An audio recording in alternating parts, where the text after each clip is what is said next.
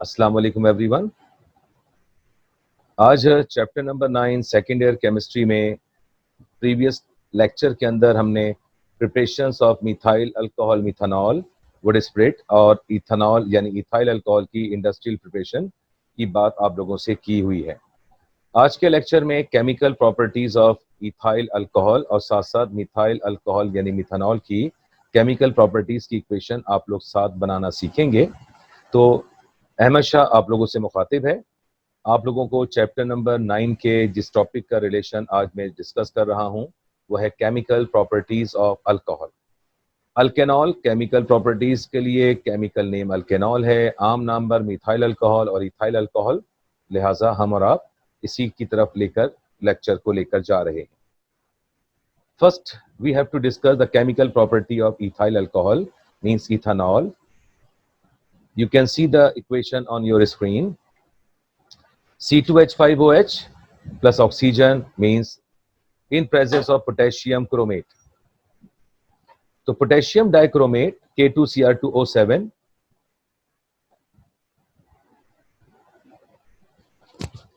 K2Cr2O7 यहां पर आप लोग देख सकते हो कि during in presence of concentrated H2SO4 oxygen nascent form में रिलीज होगी, इथाइल अल्कोहल वाटर फॉर्म करेगा और इन द फर्स्ट स्टेप आपको और मुझे मिल रहा है CH3COH means ethanol. Ethanol chemical नाम है एसिड एल्डिहाइड का। तो एसिड एल्डिहाइड कहिए, इथेनॉल कहिए, both the words are same. अब हम आपके साथ इक्वेशन शेयर करना चाहते हैं कि फर्स्ट स्टेप में क्या काम हुआ chemical properties of ethyl alcohol. तो इथाइल अल्कोहल में आप लोग इस काम को देख रहे हैं। अगर मैं आपसे कहूं कि आप इसको मिथाइल अल्कोहल की इक्वेशन के जरिए बनाकर दिखाइए तो आप और मैं इसको इस तरह से बना सकते हैं। CH3OH plus nascent oxygen K2Cr2O7 concentrated sulfuric acid H2O plus of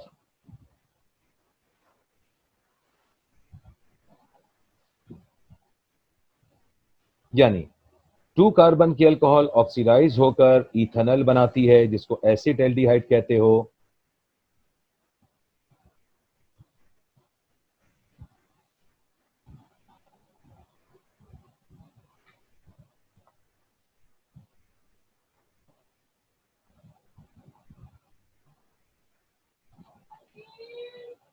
जबकि ये आपके पास बनने वाला जो सब्सटेंस है इसका केमिकल नाम बनेगा मीथानॉल या फिर फॉर्मएल्डिहाइड।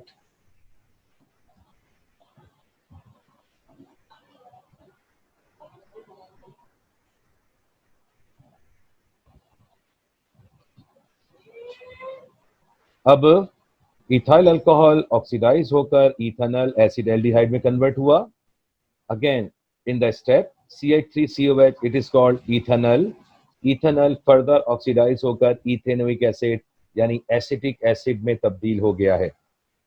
अब अगर मैं आपसे कहूं कि मिथाइल अल्कोहल ऑक्सीडाइज होकर मीथेनॉल यानी फॉर्मएल्डिहाइड फॉर्म कर रहा है तो अगला स्टेप क्या बनेगा? अगला स्टेप आपके पास ये होगा, यानी बनने वाला फॉर्मएल्डिहाइड जिसे मैं इस तरह से लिख रहा हूं HCOH प्लस ऑक्सीडाइज मजीद, तो फिर इसने अब जो कंपाउंड बनाना है वो बनेगा HCOOH। ऐसे लिख दीजिए या फिर इसी को मैं और आप ऐसे भी लिख सकते हैं। एक तरफ H आ गया, कार्बोनाइल ग्रुप की ऑक्सीजन और फिर OH। Name of this compound is formic acid और दूसरा नाम देंगे मीथेनोइक एसिड। बताने का मकसद यह है कि chemical properties of ethyl alcohol के साथ साथ आप chemical properties of methyl alcohol भी एक साथ याद कर सकते हो। ये इनका तरीक़ाकार है। अब हम further chemical property of ethyl alcohol की तरफ आपको लेकर जा रहा हूं। टॉपिक का नाम है reaction with halogen acid. Yes, तो हैलोजन एसिड के लिए कैसे काम करेंगे?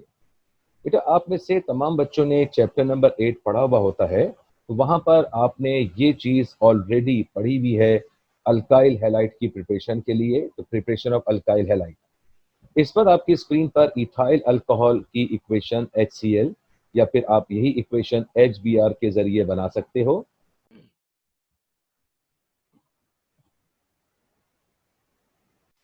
G. Now the second chemical property of ethyl alcohol, when ethyl alcohol reacts with halogen acid in presence of a catalyst which contain chloride, bromide, iodide as well, convert into RX means alkyl halide. Okay? तो अगर आपसे कहा जाए C2H5OH या फिर आप इसको यूं भी लिख सकते हो CH3CH2OH, या आपने इसका एक्सपेंडेड फॉर्म में लिखा, जैसे मॉलिक्यूलर फॉर्म में लिखा हुआ है, तो बहरहाल अगर आपने इसको एक्सपेंडेड फॉर्म में लिखा तो वहां पर जाकर ये चीज ऐसे ही बनेगी। तो इथाइल क्लोराइड बना HOH। अब मैं इसी इक्वेशन को रिपीट कर रहा हूं with methyl alcohol means methanol, CH3OH plus HBr, तो होगा क्या, H हेलोजन एसिड से उठा, OH आपके पास अल्कोहल से उठ कर आया, और अब रिमेनिंग कंपोनेंट जो बचेगा वह है CH3Br। यानी अल्कोहल जब हेलोजन एसिड HCl HBr से रिएक्ट करता है तो बना रहा है मिथाइल ब्रोमाइड और HOH। जी, इस तरह second chemical property reaction halogen acid में ethyl alcohol react with halogen acid HCl HBr HI, तो इस तरह कन्वर्ट होकर जितने कार्बन में अल्काइल का हिस्सा मौजूद है या अल्काइल में कार्बन मौजूद हैं, उतने ही कार्बन वाला अल्काइल हैलाइड यहाँ पर प्रिपेयर होता है। अब हम थर्ड केमिकल प्रॉपर्टी की तरफ जा रहे हैं related to the ethyl alcohol. Equation का पार्ट, हेडिंग का पार्ट सेम है, उस इक्वेशन को चेंज करना हम आपको यहाँ पर सिखा रहे हैं। अब आपके पास जो टॉपिक आपके सामने नजर आ रहा है वो है chemical properties of alcohol, ethyl alcohol. तो विलियमसन रिएक्शन, विलियमसन सिंथेसिस यानी reaction with sodium. Chapter number 7 में आपने कुछ इस तरह के पार्ट पढ़कर आए थे जिसमें मैंने ये काम किया था, मिथाइल क्लोराइड या ethyl chloride reaction with sodium, Wurtz reaction का नाम दिया था। तो जितने कार्बन वाला अल्काइल सोडियम से रिएक्ट करता है उसके डबल कार्बन वाला अल्केन प्रोड्यूस होता है। इस तरह सोडियम का एक काम आपने चैप्टर नंबर 7 में इंट्रोडक्शन टू ऑर्गेनिक केमिस्ट्री के बाद केमिस्ट्री ऑफ हाइड्रोकार्बन में पढ़कर आए थे। ये उसी से रिलेटेड एक अगला रिएक्शन है और इसके अंदर नाम दिया गया विलियमसन। यहाँ पर भी सोडियम एज अ रिएक्टेंट इस्तेमाल किया जा रहा है। तो जब सोडियम का रिएक्शन अल्कोहल से होगा तो क्या काम होगा, जबकि सोडियम का रिएक्शन अल्काइल हैलाइड से आप लोग पढ़ चुके हो, देख चुके हो। लिहाजा अब आप लोग देखेंगे when ethyl alcohol react with sodium in the first step, the compound which is formed is known as sodium ethoxide. So C2H5ONa is called sodium ethoxide and hydrogen gas is released. We can say that release of hydrogen, addition of oxygen is known as oxidation. So this equation is also the part of the oxidation. यानी oxygen का add होना या hydrogen का निकल जाना, ये दोनों के दोनों ऑक्सीडेशन कहलाते हैं। यानी अगर मैं आपसे ये बात याद दिलाऊं कि अभी जो आपने फर्स्ट कंपोनेंट पढ़ा था, इस फर्स्ट कंपोनेंट में तो ऑक्सीजन ऐड हुई थी, इसलिए मैंने इसको नाम दिया एडिशन ऑफ ऑक्सीजन यानी ऑक्सीडेशन। इस पर आपके जो थर्ड इक्वेशन का पार्ट, थर्ड केमिकल प्रॉपर्टी पढ़ रहे हैं, इस केमिकल प्रॉपर्टी के अंदर भी हाइड्रोजन रिलीज हो रही है, तो इसको भी हम रिडक्शन नहीं ऑक्सीडेशन का नाम देंगे। फिर सुन लीजिएगा, एडिशन ऑफ ऑक्सीजन या removal of hydrogen is known as oxidation. तो ये फर्स्ट इक्वेशन नंबर थर्ड में ऑक्सीडेशन को ही रिप्रेजेंट कर रही है।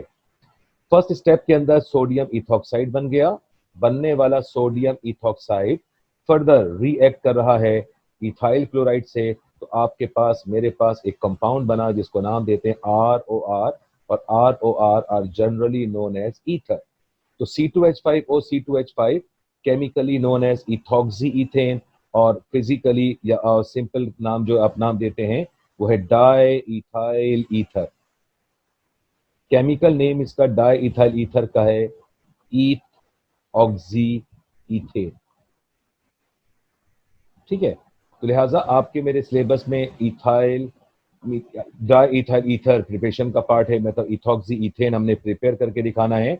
अब हम और आप इन्हीं इक्वेशन को रिलेट करना चाहते हैं किसके साथ, मिथाइल अल्कोहल के साथ।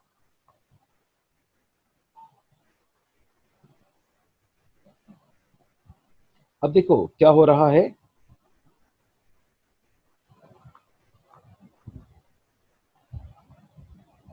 Methyl alcohol when react with sodium it gives CH3ONA, means sodium meth oxide, and hydrogen gas is also released. Now the component which is formed CH3ONA means sodium meth oxide. This is ethoxide. This is called meth oxide due to the presence of single carbon. CH3Cl. Now an ether is formed which contains same alkyl radical both the sides of oxygen like methyl, methyl,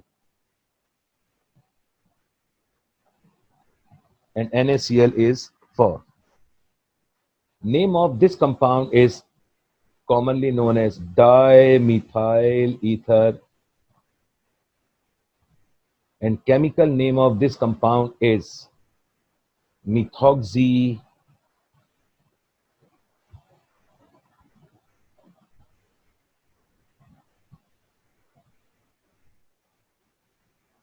methane. Students ये देखिए, आप लोगों को एक चीज याद करने का तरीका बता रहा हूं कि आपके चैप्टर नंबर 9 में केमिकल प्रॉपर्टीज और मिथाइल अल्कोहल, इथाइल अल्कोहल, तो उनको अलग अलग याद करने के बजाय एक सिंपल फॉर्मेट में याद कर लीजिए। और सिंपल फॉर्मेट के लिए मैं आप लोगों से कई बार ये बात बता चुका हूं कि देखो, काम ये कर लीजिए कि आप अपने रजिस्टर के आमने सामने वाले पेज पर एक तरफ मिथाइल अल्कोहल की केमिकल प्रॉपर्टीज लिखते जाओ और दूसरी तरफ इथाइल अल्कोहल यानी इथेनॉल की केमिकल प्रॉपर्टीज। तो आपको सिर्फ कार्बन रेडिकल की तादाद चेंज करने से ये फायदा होगा कि आप उसे मुकम्मल याद कर सकोगे।